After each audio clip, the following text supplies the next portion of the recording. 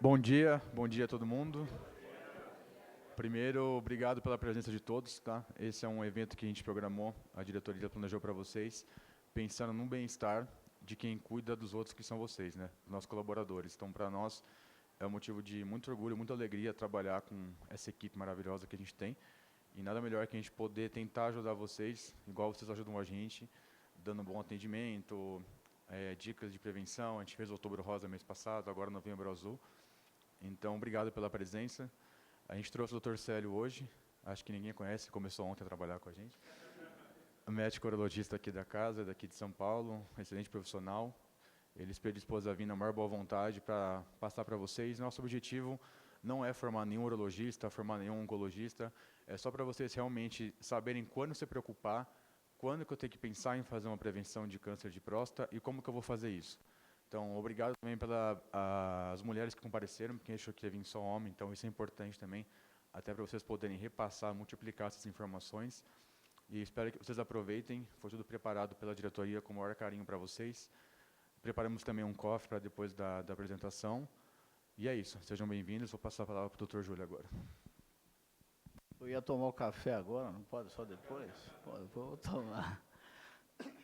Bom, a importância do evento e do que vai ser dito, eu não tenho nem o que falar. E é uma coisa que falha muito, porque envolve muito preconceito, uma série de coisas, e é muito difícil para as pessoas aderirem, né? Outro motivo que eu estou aqui é porque eu conheço o Dr. Célio há 30, faz tempo, né? Faz bastante tempo. A gente já operou muito junto. Eu sou urologista também, era urologista, né? Mas assim, fizemos milhares de cirurgias juntos, né? Aprendi muito com ele, tenho essa humildade de saber minha limitação e dizer o quanto que eu aprendi com ele. Ele era chato pra cacete no centro cirúrgico. Porra, dava vontade de jogar a pinça na cara dele. Mas fomos e operamos vários anos, muitos anos, aprendi muito mesmo. E para mim é um orgulho estar aqui e acho que a mensagem que ele vai dar a todos aí é sensacional e é aquilo, é entender o que pode acontecer. O que eu vejo hoje? Qual é o principal problema quem vai atingindo uma certa idade? O idoso, que chame acima de 60, ou chame, não importa, passou de 50, ele não toma remédio, principalmente pressão, ele não faz os exames, ele não vai no médico. É incrível que pareça, você começa a perceber isso. O jovem, por não procurar, mas vou tomar vacina, vou tomar isso, vou tomar aquilo, vai ficando mais velho, tem uma série de coisas que têm que ser feitas que não são. A vacina é um negócio, assim, eu falo porque nós estamos tendo infecções agora, infecções que já teriam que ter acabado e elas estão voltando, continuando. E assim, por quê? Porque ninguém tomou vacina da gripe, ninguém tomou vacina, os que têm que tomar da pneumonia. A vacina da dengue, a dengue vai explodir. E ninguém está tomando a vacina da dengue. Eu tomei anteontem. Mas, então, a gente tem que procurar isso, porque é prevenção, né? Nós fizemos uma fase aí, independente do que pensa cada um, mas assim, vacina não tem jeito, vacina é a proteção que a gente tem. E esse é o único país no mundo que ele te dá praticamente todas as vacinas de graça. O americano, o que ele estranhou na época da Covid? Se você quiser tomar uma vacina de sarampo nos Estados Unidos, você tem que pagar. Qualquer vacina que você quiser tomar nos Estados Unidos, você tem que pagar. Quando eles chegaram e falaram, é de graça, aí tem aquele bando de maluco nos Estados Unidos, não, então é o fantasma, é não sei o quê, eles vão tirar nosso cérebro, é o chinês injetando organismos que vão... Só assim, e o americano é bom nisso, é por isso que é bom de filme também, você vê, os filmes são excelentes. Mas, assim, eu acho que a gente tem que ouvir e entender e repassar. Quem está na idade tem que seguir. Quem não tá, tem pai, tem tio, tem avô, e tem que incentivar, tá bom? Então, muito obrigado pela presença de todos. Mas eu vou tomar um cafezinho agora lá, enquanto você fala. Bom, bem-vindos. Bom, essa ideia inicial foi do Daniel e a gente abraçou, porque muitas vezes a gente vira um plano de doença. Então, a gente, principalmente homem tem que morrer, mas não vai para o médico, né? A gente é assim. E muitas vezes é uma prevenção que pode salvar sua vida, pode salvar sua qualidade de vida, né? Tudo sempre quanto mais precoce a gente faz, como o doutor vai explanar para a gente, é uma coisa melhor, um prognóstico melhor. E a gente tem que lembrar que a gente é um plano de saúde. E as pessoas que estão aqui, vocês, fazem parte do dia a dia e vocês ajudam a cuidar de pessoas. Então, a ideia, na verdade, é não só falar para vocês, mas para vocês divulgarem isso para os outros, para a gente desmistificar algumas coisas aqui. E eu acredito que vai ser sensacional. Bem-vindos e muito obrigado por estarem aqui conosco, viu? Bom dia, pessoal. Bom dia. Obrigado, pessoal. Obrigado, Júlio. O Júlio, se aprendeu alguma coisa comigo, eu não sei, mas a chatice dele não aprendeu comigo, não. Ele já chegou chato também, viu? Então, deve ser mal de urologista. Pessoal, vê o último slide aí, que tem uma foto um desenho da próstata pra gente. Pessoal, essa história do Novembro Azul começou mais ou menos em 2002, 2003, na Austrália. Um casal de amigos tinha a mãe que atuava no Outubro Rosa. E a mulher sempre foi mais engajada nessa questão da saúde. E lá eles começaram a ver que os homens, né, não faziam check-up. E aí resolveram deixar o bigode crescer, por isso que o Novembro Azul lá é conhecido por Movember, né, por causa do mustache, e fizeram esse movimento, isso foi crescendo, encheram um estádio de futebol de rugby, que é o esporte deles lá, com homens todos de bigode grande, para poder estimular o exame de próstata, o combate ao suicídio e o câncer de testículo. Isso teve um sucesso muito grande, foi crescendo, veio para a Europa e chegou aqui. Aqui no Brasil, chegou mais ou menos em 2011. O Outubro Rosa, para você ter ideia, deve ser de antes de 2000, já se fazia essa campanha. Tinha uma resistência muito grande, né, do homem, mesmo lá na Austrália, né, e na Europa, com o exame de próstata, em função do toque retal, que é essencial, é necessário para o diagnóstico. E também a questão do suicídio, né? Não é só o exame de próstata, né? Nós sabemos que 75% do suicídio no mundo é feito por homens, né? Morre um homem a cada minuto por suicídio no mundo. Então é muito grande. Então essa campanha começou em cima disso, né? Principalmente e outras doenças, como o Júlio falou aqui, diabetes, hipertensão. O homem não é afeito a fazer check-up. A mulher, por questões próprias da fisiologia, vai muito cedo para o médico. O homem, nós vivemos numa sociedade machista, né? Uma sociedade cobra muito de nós isso, de uma maneira geral, a sociedade, e o homem se sente um super-homem, né? Ele não faz check-up, ele não toma medicamento. Se a gente observar aqui no ambulatório, a maioria dos homens vem trazido pelas esposas, né?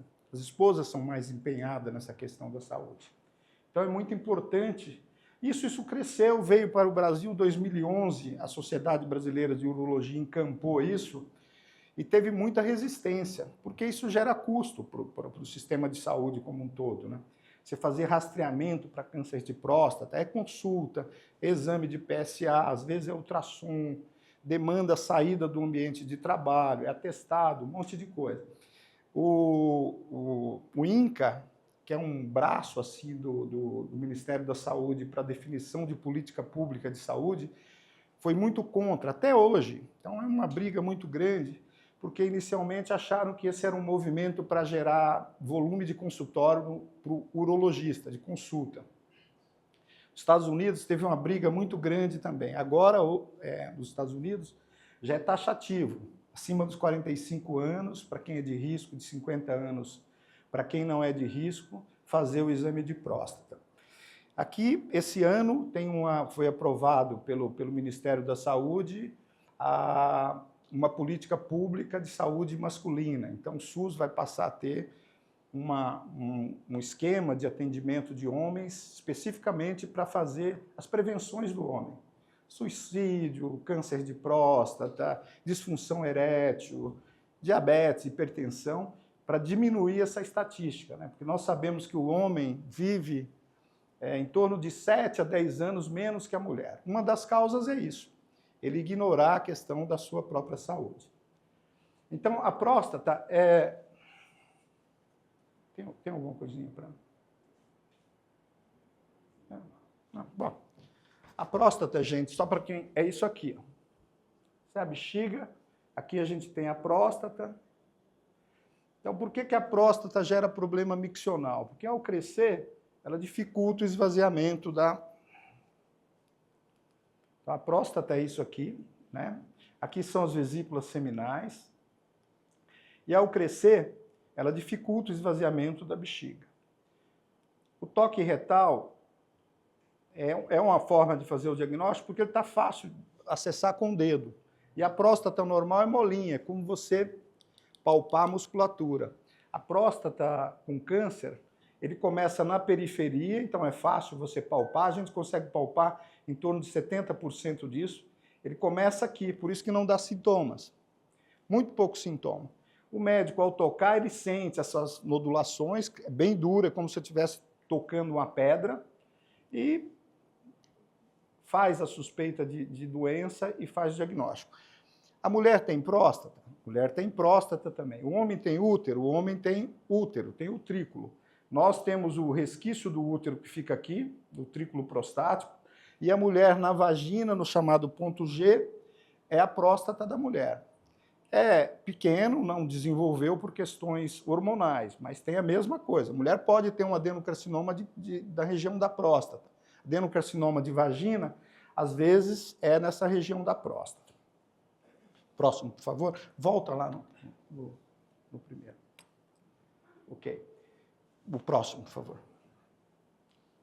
O câncer de próstata é o tumor sólido de maior incidência no homem. Ele só perde para o câncer de pele. É o mais letal? Não, não é o mais letal. A gente tem de letalidade, tem o câncer de pulmão, tem o câncer, o melanoma, que é de pele, tem o câncer de colo, tem o câncer de fígado, todos mais letais. Estima-se que cada 10 homens, um vai ter câncer de próstata. Então, de cada 6, 2 terão problemas de próstata. Um relacionado com câncer, que é o que a gente vai discutir aqui, e o outro relacionado às dificuldades miccionais do crescimento benigno da próstata. Desse triênio de 2023 a 2025, a estatística mostra que tivemos no Brasil 70 mil casos de câncer de próstata por ano. Desses, em torno de 16 a 17 mil mortes. Embora a gente diagnostique precocemente o câncer de próstata, ainda tem uma taxa de mortalidade muito alta, em torno de 25% dos pacientes morrem de câncer de próstata. Esse número tende a aumentar, porque o câncer de próstata, a gente vai ver mais para frente, é uma doença do envelhecimento da glândula. E a gente está vivendo mais, vai desenvolver doença com certeza. O próximo. Próximo. Então, a doença prostática é uma doença do envelhecimento. Então, 75% do câncer de próstata a gente diagnostica em pacientes acima de 65 anos de idade.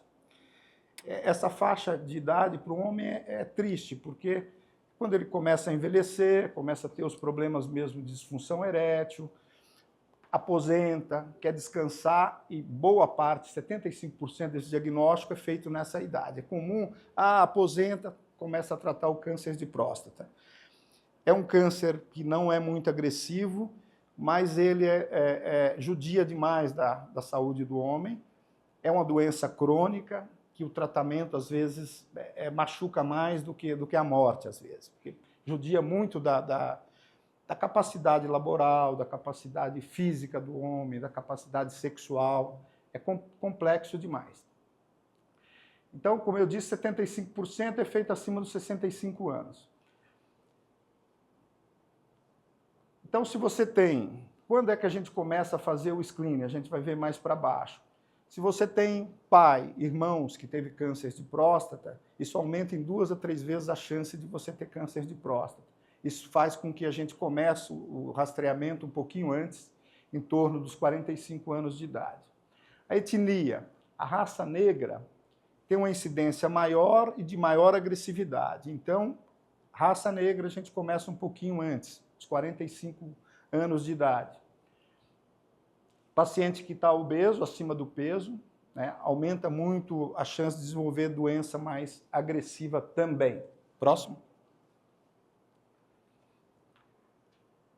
O câncer de próstata a gente não pode se guiar por sintomas, porque ele, como ele é periférico, ele não dá sintoma.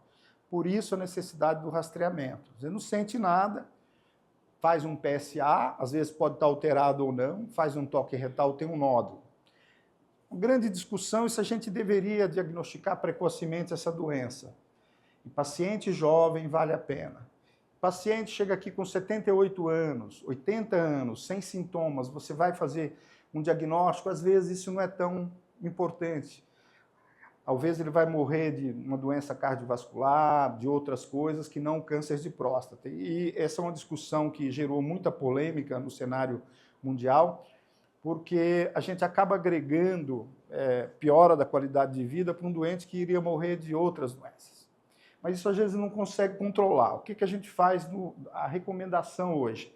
Paciente acima de 80 anos que não tem sintomas, o ideal é nem ficar fazendo PSA, ficar fazendo toque, nada. Porque você faz um toque, tem doença, você gera ansiedade, a família quer que trata.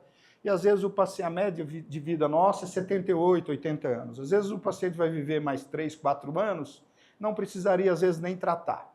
E a gente acaba sendo obrigado a tratar por uma série de questões. A doença avançada, essa sim, vai ter dificuldade para urinar, vai ter sangramento, vai ter dor óssea, aí é uma tristeza. Próximo. Como é que a gente faz o rastreamento do câncer de próstata? Então, o paciente que não tem risco, 50 anos de idade, vai ao urologista, pede o PSA, faz um toque retal, pelo menos na primeira consulta, e anualmente voltar ao urologista. Se você tem alguma alteração, você vai pedir, hoje a gente pede ultrassom transretal com biópsia, se tem um nódulo detectável. Paciente que tem o PSA alto e o toque não está alterado, você suspeita de câncer de próstata, você pede a ressonância multiparamétrica para fazer um rastreamento dentro da glândula para ver se tem nódulo para biopsiar. O diagnóstico é só pela biópsia. Não tem como você, embora você tenha PSA às vezes altíssimo, vai fazer a biópsia, não vem câncer. Tem outras coisas que alteram o PSA, isso é importante vocês saberem também. Infecção, relação sexual antes do exame, paciente constipado, paciente que anda muito de bicicleta, que monta a cavalo, tudo que massageia a próstata, aumenta o PSA. O que é o PSA? Eu não falei para vocês.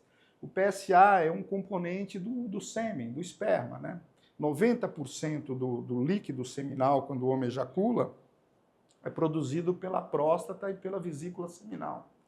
Então, quando faz vasectomia, você não diminui esse volume. O PSA é uma proteína que ela alimenta o espermatozoide, fluidifica o sêmen para que ele possa sair nadando em direção à trompa, em direção ao ovário, para fecundar o óvulo, né? Então, ela tem uma importância grande. Ele não é uma coisa que está lá de bobeira. Ele é importantíssimo na questão reprodutiva para o homem. Não tem relação nenhuma com prazer, com nada disso. É apenas reprodutivo. Ele é um alimento e um facilitador da fecundação pelo espermatozoide. Próximo. Isso aí a gente já viu, né? O toque retal.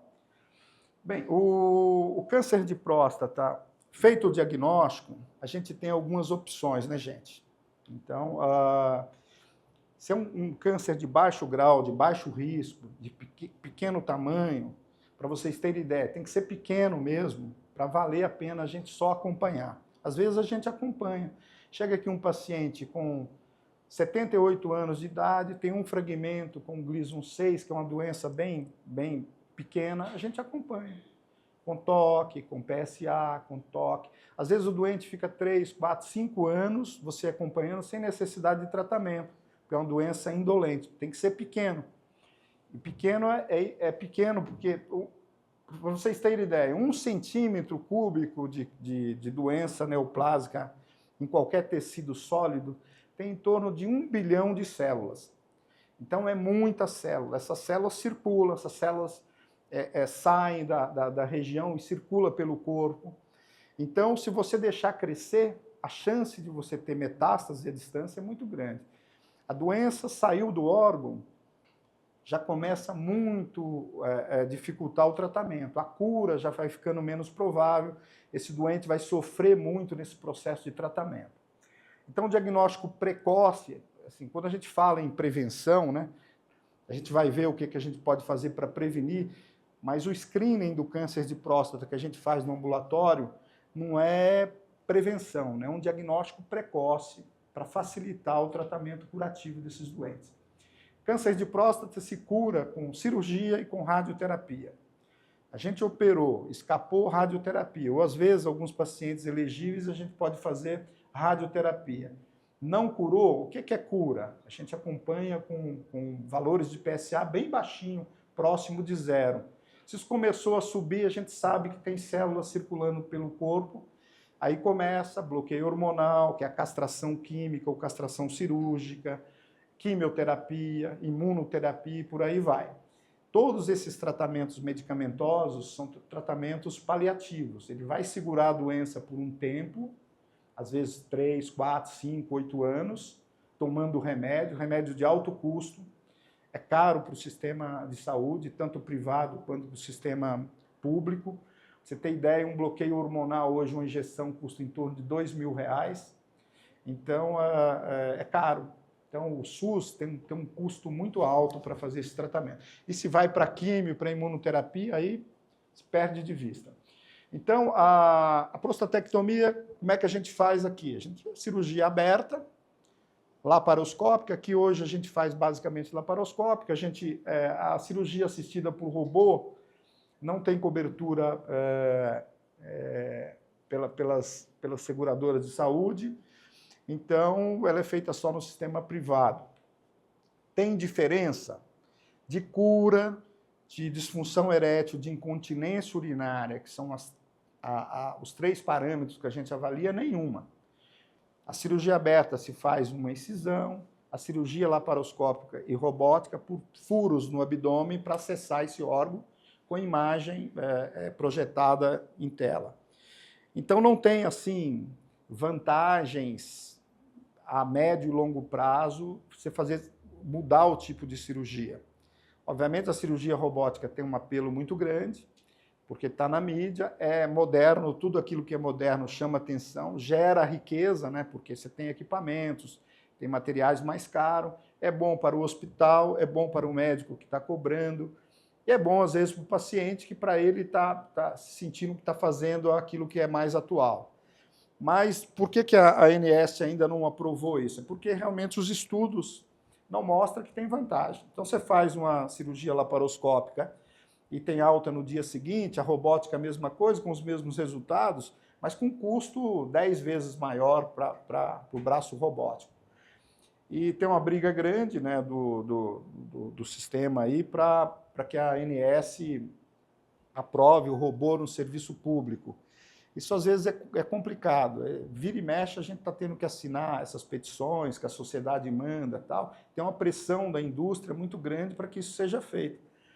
E isso vai aumentar muito o gasto do governo sem resultado de cura. O que cura realmente é screening precoce do câncer de próstata, diagnóstico precoce, para o médico poder indicar o tratamento curativo da melhor maneira. É isso. Eu acho que eu falei o que, se alguém tiver alguma dúvida.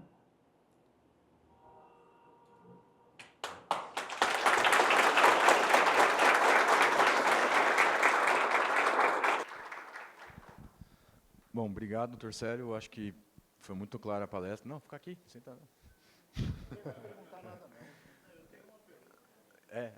Só aproveitar para tirar uma dúvida. Então, só para passar para o pessoal, para levar para casa, acho que a lição mais importante é, acima de 50 anos, todos os pacientes têm que fazer rastreio, diagnóstico precoce, toque retal e PSA. E 45 se tiver algum fator de risco, né? Só uma dúvida que às vezes surge, a gente vê na prática a relação do PSA total em relação ao PSA total, PSA livre. A gente ainda usa, não usa? Como está essa prática? Não, sim, isso tudo é usado. O tamanho da próstata tem impacto no valor do PSA. Se eu tenho uma próstata de 100 gramas, meu PSA provavelmente vai estar acima de 4. Mas isso é total. Isso total. A relação só é válida. O laboratório faz, eu não sei se o laboratório cobra para isso, mas ele faz essa relação sempre. Ela só é válida com PSA acima de 4. PSA abaixo de 4 não tem validade nenhuma fazer o PSA livre. Essa relação, quando você tem abaixo de 10%, então você coloca o PSA livre dividido pelo total, tiver abaixo de 10, a chance de ter câncer de próstata aumenta muito. Mas isso deve ser feito se o PSA está acima dos valores de normalidade. PSA entre 0,4, 0,3, 0,2,5, dependendo do laboratório, não vale a pena essa relação. A pergunta ela não é técnica, mas eu acho que ela é importante. É assim. Eu já vivenciei muito isso há muito tempo atrás, então não sei como que está hoje. Mas o paciente chega no consultório, normalmente ele já vem com o exame de sangue que foi pedido, o PSA, para dar uma olhada, ele é o retorno, e aí seria o momento de se fazer o exame da próstata, o toque retal. Aí normalmente o que se ouvia era assim: mas doutor, eu tenho que fazer mesmo, mas precisa, mais não sei o quê. E aí, acho que é interessante, como é que você faz para a pessoa entender, porque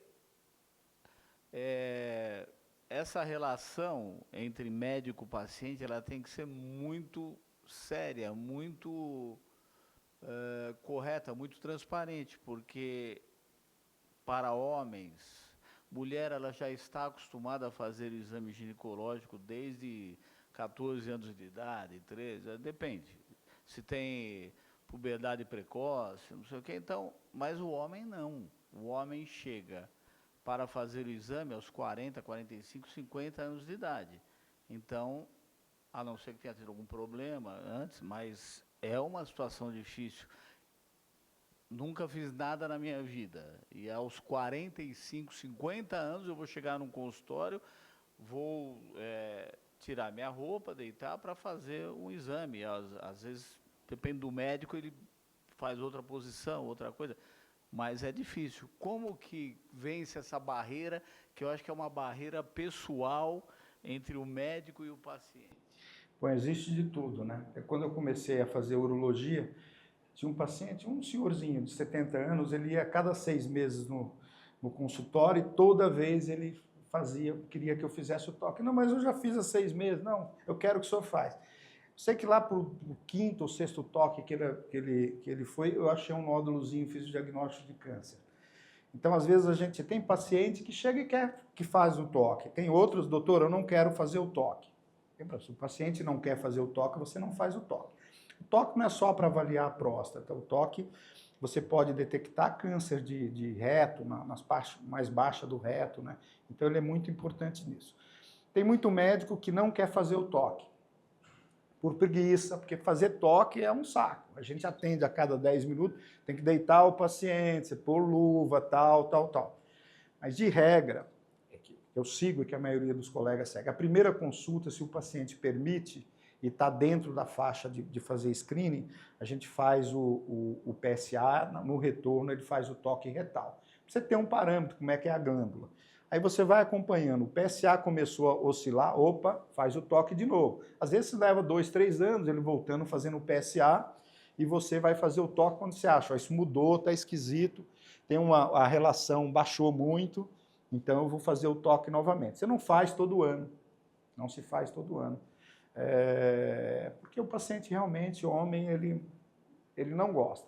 Tem paciente que fala, doutor, eu não quero fazer. Mas na medicina daí do pessoal que faz a medicina pura, privada, hoje a gente sabe, por exemplo, se o Júlio, por exemplo, vai ter um aumento de PSA. Ele vai no urologista dele, ele não quer fazer o toque. O urologista dele pede uma ressonância multiparamétrica da próstata. Acha lá um nódulo, pirra de 5, de 1 centímetro no setor tal da próstata. E o Júlio fala, bom, eu não quero fazer biópsia. Eu não quero fazer biópsia, não quero fazer o toque nem biópsia. Ele pede um PET-PSMA, que é um exame para, se coincide ali no nódulo, a captação do PET-PSMA e em cima da ressonância, 99,99% das vezes você tem câncer de próstata. Então tem muita gente que está no topo da pirâmide que não quer fazer toque, não quer fazer biópsia e é operado de câncer de próstata só com a ressonância multiparamétrica e o PET-PSMA. É caro, você precisa ter uma posição na sociedade como médico que te dê respaldo para isso. Porque se eu fizer isso em você, tirar a sua próstata, puxa vida, não tem câncer de próstata, o que vai acontecer? Então é muito complicado. Então é importante fazer as coisas direitinho, o passo direitinho, para você não correr esses riscos. Então, o toque, a biópsia, a ressonância multiparamétrica quando indicado, porque às vezes você toca, tal, não tem que fazer ressonância, mas é a terceira coisa. Então, é outra coisa, o médico não tem que chegar e pedir ressonância multiparamétrica para todo mundo para não fazer toque.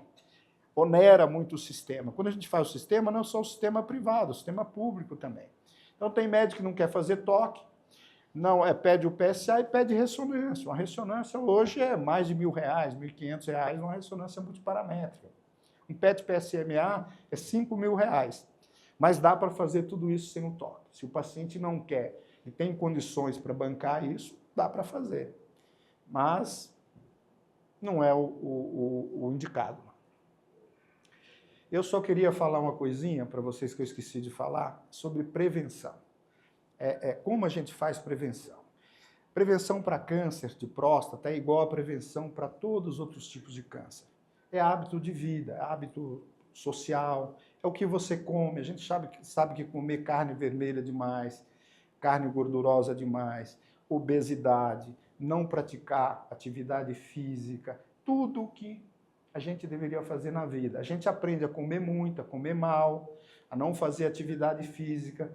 Isso é que é prevenção. Para o câncer de próstata, recomenda uma alimentação rica em verduras, em frutas, em castanhas, essas coisas que a gente aqui não quer. A gente quer comer churrasco, quer comer picanha, quer tomar cerveja. Isso tem um impacto lá na frente muito grande.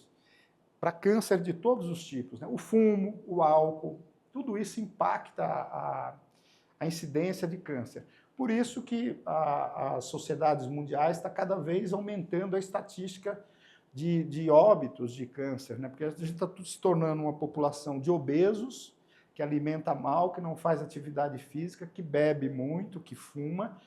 Hoje já é a segunda causa de morte no mundo, é o câncer de uma maneira geral, né?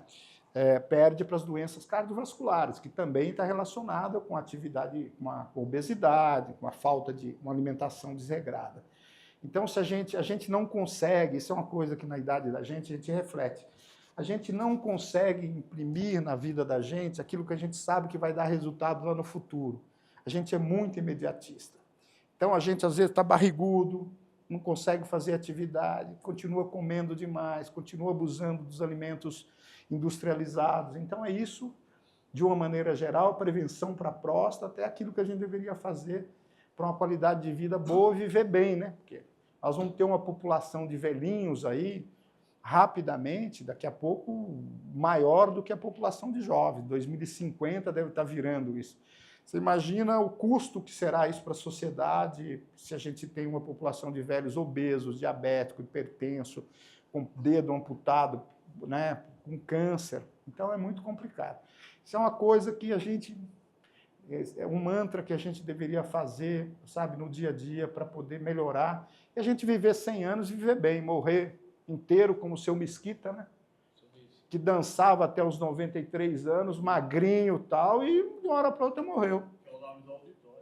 Então, é super importante isso. É uma coisa que é uma yoga do dia a dia, a gente mas uma hora dá resultado. Só que antes do doutor Célio encerrar, eu queria deixar uma pergunta para vocês, muito séria, tá? E é uma pergunta técnica e médica que eu faço para todo mundo. Ela serve até como um incentivo para a gente pensar, tá? Quantas pessoas obesas acima de 60 anos de idade vocês conhecem? Só pensa nisso. Quantas pessoas obesas acima de 60 anos de idade vocês conhecem? Tá. Eu só botei esse slide aqui, doutor Célio, doutor Júlio, só para a gente...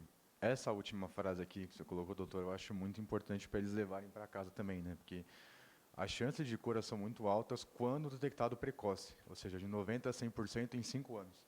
Então, isso é algo muito importante para vocês também levarem para casa. Então, além de eu fazer o rastreio acima de 50 anos ou 45 com um risco, igual o doutor comentou, lembrar dos sintomas. Porque, como ele explicou muito bem, começa de fora para dentro.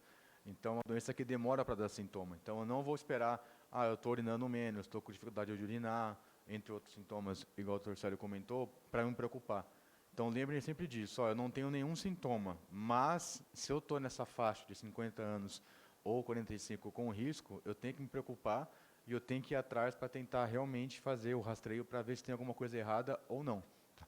Só aproveitando e fazendo uma última pergunta, a gente escuta, às vezes, o pessoal comentar da diferença do câncer de próstata e da hiperplasia, que a gente escuta acho que deve pegar muito isso no consultório também. Eu tenho um aumento de próstata, que é hiperplasia prostática benigna, ou eu tenho um câncer de próstata. Por isso que é muito importante também ter esse acompanhamento com o urologista. Eu só queria que o senhor falasse por cima para o pessoal a diferença, para eles terem esse conceito também. Bom, a próstata cresce. A gente, quando tem 20, 25 anos, é do tamanho de uma noz.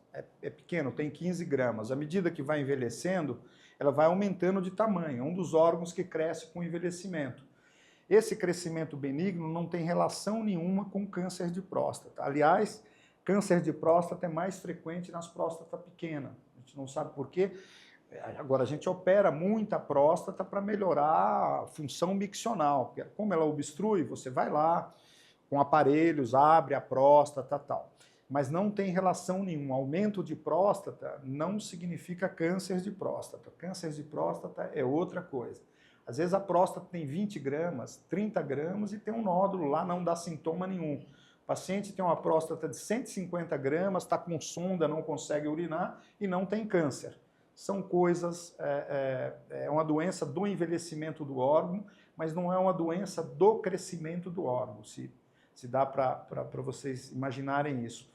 Ela pode ficar pequenininha, 15 gramas e ter câncer, e ter 150 gramas e não ter câncer. São braços diferentes do comportamento da glândula, né? É uma doença do envelhecimento. Se pegarmos pacientes com 100 anos de idade e tirar a próstata de todo mundo, com 100 anos de idade, 100% dessas próstatas terá algum tipo de câncer nela. Só que ela como é de crescimento lento, a gente morre antes de dar sintomas. Por isso é que depois dos 80 anos, não vale a pena, às vezes, você ficar procurando. Se a média de vida é 80, 78 anos, para que você vai fazer um diagnóstico em alguém que não tem sintoma com 80 anos? Então, no mundo não se rastreia acima de 80 anos por isso. Bom, queria aproveitar se alguém quiser fazer alguma pergunta para o Dr. Célio, ou alguém quiser fazer algum relato pessoal também, de algum parente próximo que já teve a doença, ou quiser fazer algum questionamento.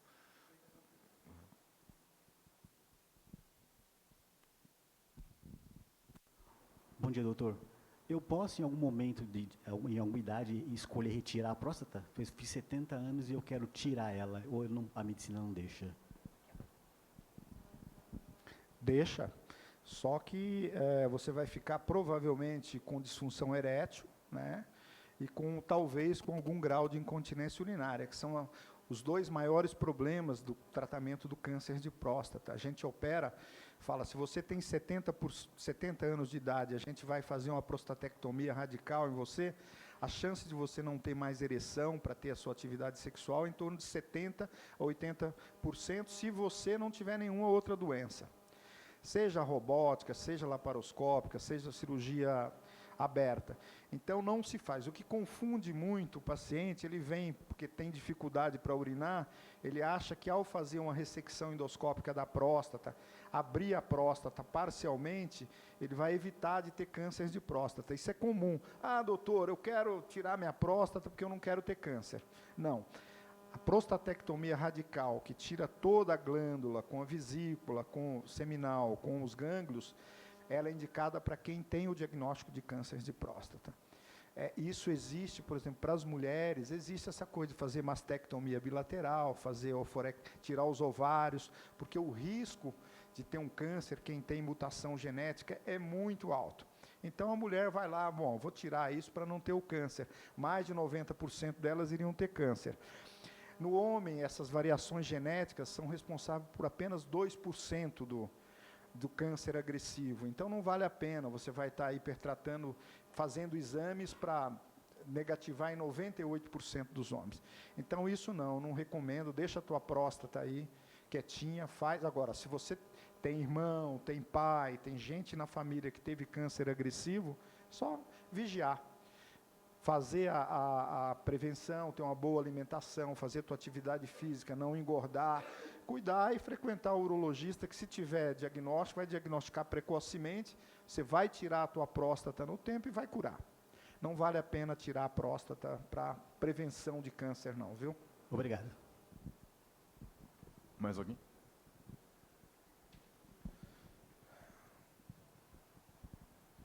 Doutor, bom dia, tudo bem? Leandro da Segurança do Trabalho. O senhor falou que a próstata, você falou em gramas, mas eu acessei rápido uns documentos que eu tenho, ela vem em metros cúbicos. Qual que seria o tamanho normal de uma próstata? Não é tamanho, normalmente a gente é peso mesmo. Metros cúbicos, o centímetro cúbico, se você multiplicar 3 por 3 por 3, dividir por 2, é o cálculo que o ultrassonografista faz, transforma isso em gramas. Normalmente assim. É que no ultrassom, realmente, ele faz medidas dos três maiores diâmetros da próstata, tem uma formulazinha para ele transformar em gramas. Mas quando a gente toca a próstata, esse é um trabalho que eu fiz quando estava na residência, fazíamos ultrassom, calculávamos o peso e operava o doente e pesava na hora que saiu o adenoma todo da próstata. O dedo, a gente tinha uma sensibilidade maior para estimar o peso do que o ultrassom. O ultrassom erra demais, ainda mais esse ultrassom que hoje o cara põe e fotografa ali, erra muito. O toque é um preditor mais importante do tamanho da próstata do que o ultrassom. O ultrassom é bom para ver o lobo mediano, mas a gente quando toca, essa próstata tem 60 gramas, normalmente a gente acerta. Já tocou muita gente, então sabe. O ultrassonografista erra para danar, principalmente para mais. Então o cara fala, tem 60 gramas, você vai ver, é uma próstata de 30 gramas. Então, mas é assim, tem uma formulazinha para calcular, viu? Tá bom? Obrigado.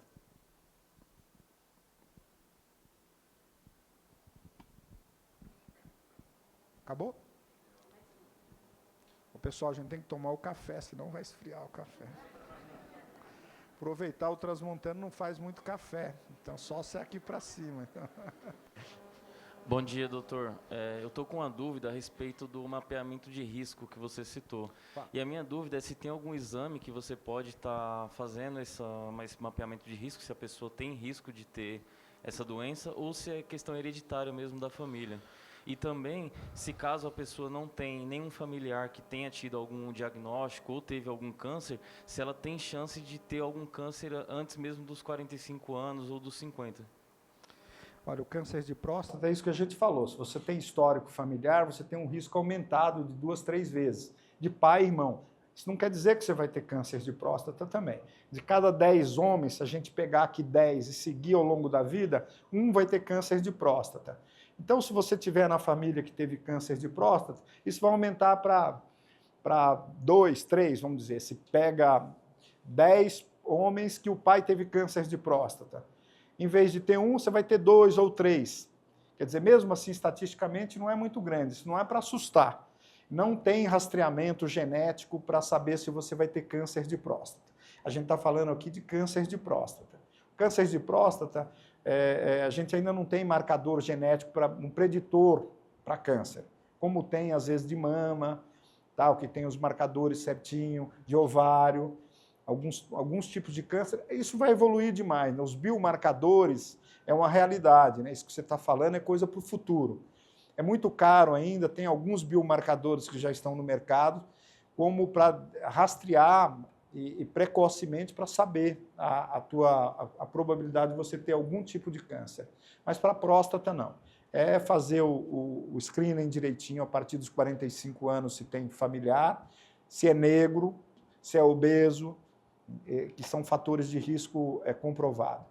E dos 50 anos para quem não está dentro desse grupo. Eu tenho muito a agradecer ao Transmontano aí na figura de vocês. Eu estou aqui no Transmontano desde 2002, eu acho assim, direto, né? Eu entrei e saí. E assim, a gente como médico, é difícil a gente encontrar a oportunidade de exercer a tua atividade, independente do que ganha, ganha dinheiro, né? Mas a gente tem prazer em cuidar de gente, né? E o Transmontano sempre deu essa oportunidade para a gente cuidar de paciente. Isso não é toda empresa que a gente tem essa oportunidade. E calhou do Transmontano fazer isso. Tem 20 anos, eu acho que já é um bom tempo, né? Eu, o Márcio e mais algum aí, somos os mais antigos. Aqui a gente se entendia no segundo andar, eram uns negocinhos tudo pequeno, né? 2002, 2003. Então, eu sou muito grato ao Transmontano. Obviamente, a gente tem um monte de reclamação de onde a gente trabalha, mas é uma empresa que pelo menos para mim, permitiu que eu exercesse a profissão com dignidade. Transmontano nunca pediu para mim, não opera, não faz isso, não faz aquilo. Isso é um legado assim, que eu levo do Transmontano, porque por aí, às vezes, você é tolhido no exercício da sua profissão. Aqui, a gente faz para o paciente aquilo que ele precisa, não aquilo que o paciente quer, aquilo que ele precisa, e sempre contei com o apoio do Transmontano. Então, se eu sair daqui do Transmontano amanhã, saio grato, viu, Júlio? Porque não ganhei dinheiro, mas fiz aquilo que eu gosto. Fiz aquilo que eu gosto, que é cuidar de doente. Muito obrigado.